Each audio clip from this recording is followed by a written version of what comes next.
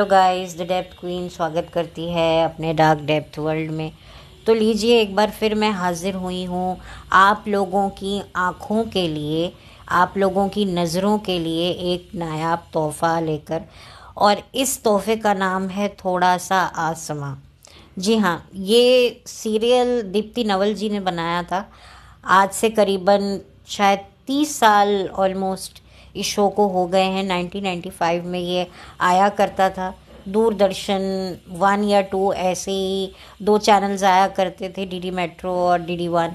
तो हो सकता है दूरदर्शन के किसी चैनल पर ये आया करता था। बहुत कम डिटेल्स हैं इसके बारे में, लेकिन ये शो जो है अब थोड़ा सा लोगों की नज़रों में आने लगा है, क्योंकि जो दूरदर्शन का यूट्यूब चैनल है उस पर ये अब दिखाया जा रहा है। हालांकि उस चैनल पर अभी सिर्फ 2 जो हैं एपिसोड्स अपलोड हुए हैं। वैसे मैंने जहाँ पर ये शो देखा था, जिस चैनल पे देखा था, मैंने ये दीप्ति नवल जी के चैनल पर ही ये शो देखा था, आज से करीबन कुछ 1-1.5 साल पहले। और जब मैंने ये शो शुरू किया था तब मुझे काफ़ी इंटरेस्टिंग लगा था, और एपिसोड 1 से ही जो है एक कहानी बन गई थी, क्योंकि जाहिर सी बात है 14 एपिसोड की ये कहानी है। हालांकि एक मज़े की बात मैं आपको बताती हूँ कि इस शो का सेकंड सीज़न भी आने वाला था, बट वो कभी आया नहीं। तो ये दीप्ति नवल जी ने बनाया था, और इसके साथ ही बीते ज़माने की जानी मानी अभिनेत्री, डांसर आप कह लीजिए, एक बहुत अच्छी उम्दा कलाकार Nadira ji, if I am not wrong कि मैं उनका नाम गलत ले रही हूँ। आप उनको जानते हैं मुड़ मुड़ के ना देख गाने से, जो उन्होंने श्री 420 गाने पर राज कपूर के साथ परफॉर्म किया था। और इसमें एक और अभिनेत्री हैं, टेलीविज़न की और फिल्मों में भी वो काम कर चुकी हैं, लेकिन ज़्यादा उनको जो है कामयाबी मिली टेलीविज़न पर। इनका नाम है मोना। इनका सरनेम थोड़ा डिफ़िकल्ट है, बोलने में थोड़ा मुझे डिफ़िकल्ट लग रहा है, लेकिन अगर आप इनके बारे में अगर जानते होंगे या गूगल पे सर्च करेंगे तो आपको मिल जाएगा। इनका कुछ अम्बेडकर कुछ ऐसे ही कुछ करके है, मुझे एक्चुअली ठीक से बोलना नहीं आ रहा है इनका सरनेम, तो इस वजह से मैंने नहीं इनका सरनेम ले रही हूँ। लेकिन आप इनकी जो तस्वीर है, हालांकि इनका साइड पोज है, लेकिन जो मैंने थंबनेल में लगाया है, तो थोड़ा बहुत आप इनको पहचान जाएंगे। नहीं तो मैं इनका जो नाम है वो मैं पॉसिबल हुआ तो कमेंट सेक्शन में लिख दूँगी, ताकि आप इनके बारे में जान सकें। ये तीनों जो अभिनेत्रियां इस सीरियल में रही हैं, तीनों की एक इंडिविजुअल कहानी है, और फिर कैसे जो है ये तीनों औरतें आपस में मिलकर अपना एक नया आसमां बनाती हैं, ये कहानी उस पर आधारित है। ये जो 3 महिलाएं हैं ये असल ज़िंदगी में भी काफ़ी ज़्यादा बोल्ड हैं और काफ़ी ज़्यादा स्ट्रॉन्ग महिला रह चुकी हैं। जहाँ पर दीप्ति नवल जी की बात करें तो दीप्ति नवल जी के बारे में भी अगर आप सर्च करेंगे तो आपको उनके बारे में काफ़ी कुछ जानने को मिलेगा। नादिरा जी के बारे में मैं क्या कहूँ, अब वो इस दुनिया में नहीं है। उनको गए हुए आई थिंक ज़्यादा ही हो गए हैं, उनको काफ़ी समय हो गया, 20 साल उनको इस दुनिया से गए हुए हो गए, 20 साल। तो 2004 में उनकी डेथ हुई थी, फरवरी के महीने में, if I am not wrong. तो बहुत ही उनकी ट्रैजिक लाइफ रही है, लेकिन वो जितना भी जी हैं हिम्मत से जी हैं और अकेली जी हैं। और मोना के बारे में भी अगर आप सर्च करेंगे तो काफ़ी उनके बारे में भी काफ़ी बोल्ड उनकी लाइफस्टाइल रही है। उन्होंने भी अपनी लाइफ में एक बहुत बोल्ड डिसीजन लिया। हालांकि इस बारे में ज़्यादा बात हुई नहीं है, लेकिन अगर आप सर्च करेंगे तो आपको पता चल जाएगा। मैं यहाँ पर बात नहीं करूँगी, क्योंकि जिस चीज़ के बारे में कोई बहुत श्योरिटी नहीं होती है तो मैं बात नहीं करती हूँ, मैं अवॉइड करती हूँ। तो ये तीनों महिलाओं ने इस किरदार में अपनी जान डाली है, और इनके तीनों के किरदार बिल्कुल अलग हैं एक दूसरे की ज़िंदगी से, लेकिन इनका जो एक स्ट्रगल है वो एक ही है, अपनी इंडिविजुअलिटी को खोजना। तो चलिए मैं थोड़ा सा आपको ब्रीफिंग दे देती हूँ। जो मोना है वो एयर होस्टेस बनना चाहती हैं, लेकिन उनकी ज़िंदगी में एक बॉयफ्रेंड है जो उनके साथ घर बसाना चाहता है। तो ये उस संघर्ष को लेकर जो हैं वो थोड़ी सी कंफ्यूज हैं कि वो शादी को चुने या करियर को चुने। तो ये किसको चुनती हैं, क्या चुनती हैं, ये आप जब सीरियल देखेंगे तो आपको पता चल जाएगा। और मैं जो दूसरी जो आपको एक बात बता दूं कि मैं दोनों चैनल के लिंक डिस्क्रिप्शन बॉक्स में डाल दूंगी। एक पे तो जो उनके 14 एपिसोड हैं, जो दीप्ति नवल जी का जो यूट्यूब चैनल है उसका मैं लिंक डाल दूंगी, और जिस पर ये अभी आ रहा है दूरदर्शन के यूट्यूब चैनल पर, मैं उसका भी लिंक डाल दूंगी, जिस पर आपको ज़्यादा सही लगे आप देखिएगा। एक में 2 एपिसोड हैं खाली, और एक चैनल पर पूरे 14 कंप्लीट है। तो चलिए बैक टू, अब मैं दीप्ति नवल की कहानी पर आपको लेकर जाऊंगी। दीप्ति नवल की कहानी कुछ ऐसी है कि बहुत ही टैलेंटेड औरत है, लेकिन एज़ यूजुअल शादी के बाद उसका सारा टैलेंट, सारी पर्सनालिटी डल हो जाती है, क्योंकि हस्बैंड है, फिर बच्चा है, तो उसको संभालते संभालते शादी भी बिगड़ रही है। प्लस उसकी खुद की जो एक वजूद है अपने पति के सामने, वो बहुत ज़्यादा डगमगा रहा है। तो इसी डगमगाहट को वो नहीं संभाल पाती है, और एक बहुत बोल्ड डिसीजन वो लेती है। वो बोल्ड डिसीजन क्या है वो आपको इस शो में दिखेगा जब आप ये देखेंगे।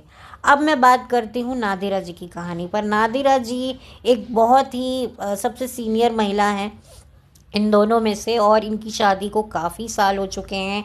इनके 2 बच्चे हैं, एक बेटा है वो विदेश में सेटल है, दूसरी हैं कल्पना अय्यर।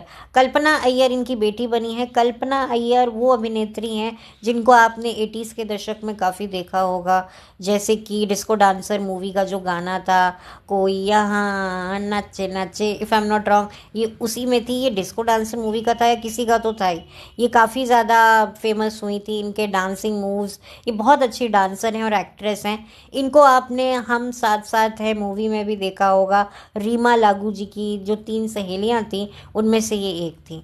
तो ये इनकी बेटी होती हैं, और इनके जो पति होते हैं वो भी बहुत मशहूर जाने माने एक्टर श्री राम लागू जी थे, शायद डॉक्टर श्री राम लागू, if I am not wrong, यही शायद उनका नाम है।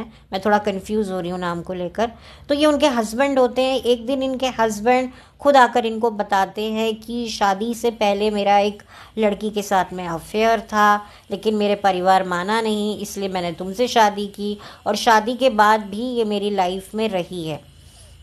और जब नादिरा जी को ये बात पता चलती है तो वो क्या स्टेप लेती हैं, क्या वो अपनी ज़िंदगी का क्या फ़ैसला लेती हैं इस उम्र के इस पड़ाव पे, जब एक इंसान जो है एक रिटायरमेंट की लाइफ में वो कैसे अपनी ज़िंदगी को एक नई दिशा में मोड़ती हैं।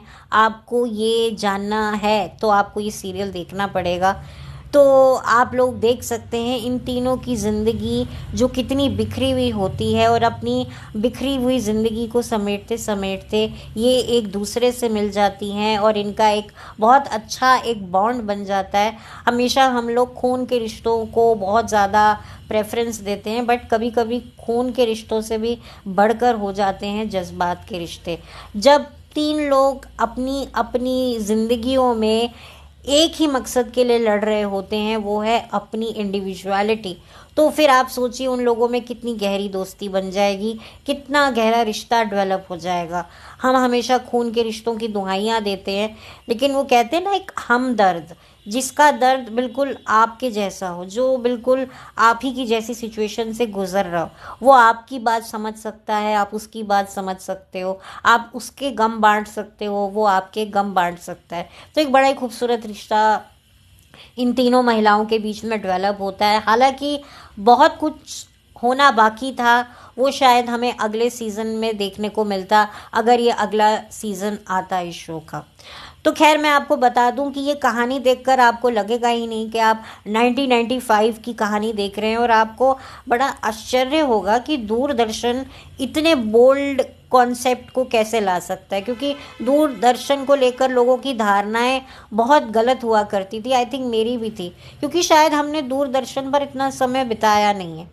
हमें लगता था कि ठीक है, थोड़े से बच्चों को लेकर बातें होती हैं, थोड़े उपदेश वगैरह लिए जाते हैं, देशभक्ति की बातें होती है, लेकिन यहाँ पर वो कंटेंट नहीं होता है जो शायद एक युवा पीढ़ी को आकर्षित कर सके। लेकिन मानना पड़ेगा कि अगर आप ये शो देखेंगे तो आपको समझ में आ जाएगा कि भाई उस ज़माने में भी लोगों की सोच क्या थी।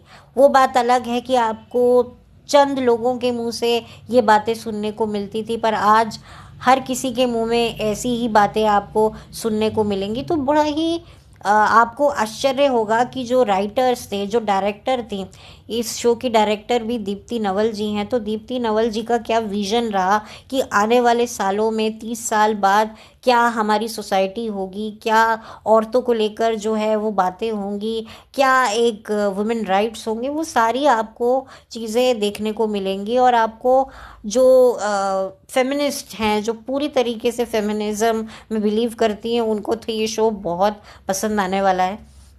खैर, मैं यहाँ पर कोई चीज़ को मैं प्रमोट नहीं कर रही हूँ, लेकिन ऑन द होल ये शो अच्छा है।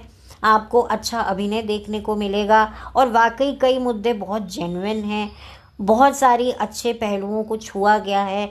जो कुछ एक जो अच्छा पहलू मुझे ये लगता है कि क्यों हमेशा जो है लड़की को शादी के लिए ही सबसे ज़्यादा जो है एक औरत को समझा जाता है कि एक औरत को सिर्फ घर बसाना है और बच्चे पैदा करने हैं और यही उसकी ज़िंदगी का एकमात्र मकसद होना चाहिए, एकमात्र लक्ष्य होना चाहिए। तो इस चीज़ के तो मैं भी अगेंस्ट हूँ कि नहीं, औरत बच्चे पैदा करने के लिए नहीं जन्मी है।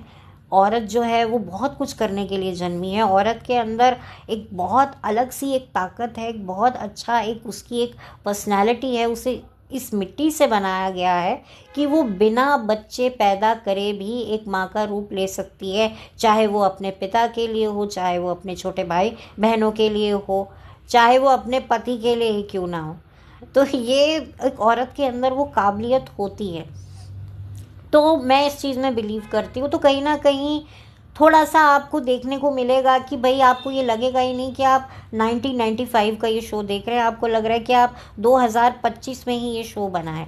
अच्छा, इस शो की एक बात मैं आपको और भी बता दूं कि जो दीप्ति नवल जी के जो हीरो बने हैं, असल ज़िंदगी में इनकी उनके साथ में सगाई हो गई थी, बट दुर्भाग्यवश उनकी आकस्मिक मृत्यु हो गई थी। उनको एक गंभीर बीमारी हो गई थी जिसके चलते वो उनको ये दुनिया छोड़कर जाना पड़ा था। तो ये मैंने ये पढ़ा था कि ये एक बात मैंने दीप्ति नवल जी के बारे में पढ़ी थी, जो मुझे नहीं पता कितने लोगों को पता है। मैंने ये सब रिसर्च में ही सामने आया था, ये ऑन रिकॉर्ड भी है, तो आप देख सकते हैं। मैं कोई अपने से बनाकर नहीं बोल रही हूँ। लेकिन फिर उनकी डेथ हो गई तो फिर वो उनके साथ अपनी लाइफ आगे नहीं बिता पाई। हालांकि इनकी पहली शादी हो रखी है प्रकाश झा के साथ में, तो शादी में भी काफ़ी इश्यूज थे और अब वो अलग हो चुकी हैं उनसे।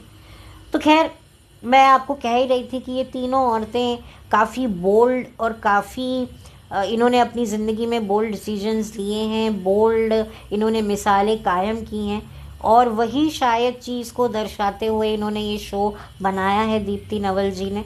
तो आप इस शो को ज़रूर देख सकते हैं और 14 एपिसोड्स हैं खाली सिर्फ इस शो के, तो कोई ज़्यादा लंबा चलेगा नहीं और बहुत लंबी लंबी कहानियाँ होती नहीं हैं।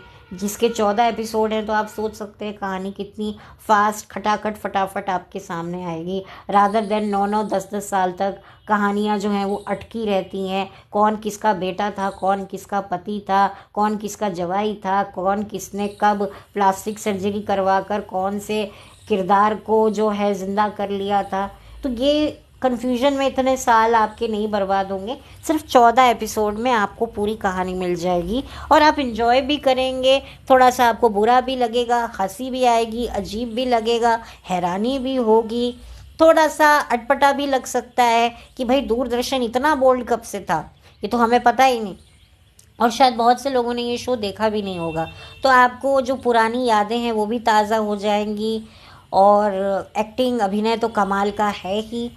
तो चलिए, ज़्यादा मैं इस शो के बारे में और कुछ नहीं बोलूँगी। और मैंने कहा था आपसे कि मैं छुट्टी पर जा रही हूँ, तो देखो कब होता है, मैं भी देख रही हूँ। मुझे जब मौका मिलेगा मैं कम्युनिटी पोस्ट पे आप लोगों को जो है इन्फॉर्म कर दूँगी। अभी तो मैं ये जो वीडियो है ये मैं चाहूँगी कि मैं जल्द से जल्द अपलोड करके आप लोगों तक पहुँचा दूँ, ताकि आप लोग जल्द से जल्द जो है ये शो को देख सकें और इन्जॉय कर सकें। और आप लोग प्लीज़ मुझे बताइएगा कि आपने ये शो कभी देखा था जब दूरदर्शन पे आता था, या आप लोगों ने यूट्यूब पे ही इसको ऑलरेडी देख रखा है दीप्ति नवल जी के चैनल पे जाकर। तो या फिर आप अभी जो एक दूसरे चैनल पर जो ये अपलोड हो रहा है उस पर आप देख रहे हैं, तो आप लोग मुझे बता सकते हैं, अपने कमेंट्स मुझसे साझा कर सकते हैं अगर आप लोग इंटरेस्टेड हैं तो। तब तक के लिए चलती हूँ, लौट कर मिलती हूँ आपसे एक नए वीडियो के साथ में। Thank you so much. Have a blessed day. Bye. Take care. God bless.